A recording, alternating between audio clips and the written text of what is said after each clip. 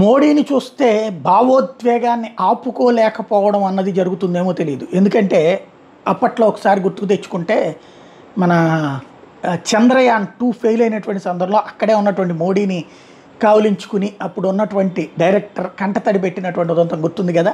అది నెంబర్ 1. ఆయన ఓరడించి ఆ తర్వాత నెక్స్ట్ స్టెప్కి కూడా ఛాయిస్ ఇచ్చి చంద్రయాన్-3 కూడా సెట్ చేసింది చూసాం.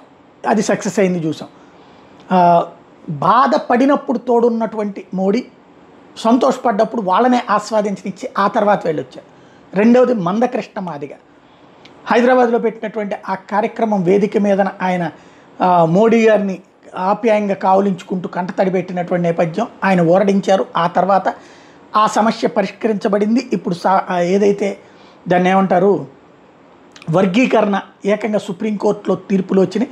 మందకృష్ణ మాదిగని కలిసిన తర్వాతనే ఆయన వెళ్ళి సుప్రీంకోర్టుతో మాట్లాడడం, ఆ సమస్య పరిష్కరించడం, అదే సుప్రీంకోర్టుకి కేంద్ర ప్రభుత్వం అఫిడవిట్ వేయటం, సుప్రీంకోర్టు కూడా రాజ్యాంగ ధర్మాసనం వెంటనే కూర్చుని డిసైడ్ చేయడం చూసాం. అంటే అది సమస్య పరిష్కరించారు, తన దగ్గర కంటతడి పెట్టినటువంటిది. ఇప్పుడు మరి ఉక్రెయిన్ సమస్య కూడా పరిష్కరించబోతున్నారు. ఏంటంటే జెలెన్స్కీ ఉక్రెయిన్ అధ్యక్షుడు 3 ఏళ్ల నుంచి జరుగుతున్నటువంటి యుద్ధంలో సర్వనాశనం అయిపోయినటువంటి పరిస్థితిని వివరిస్తూ అక్కడికి వెళ్ళినటువంటి నరేంద్ర మోడీని కావులించుకుని కంటతడి పెట్టారు. మోడీ ఊరడించారు. మరి ఆ సమస్య కూడా పరిష్కరిస్తారా చూడాల్సి ఉంది.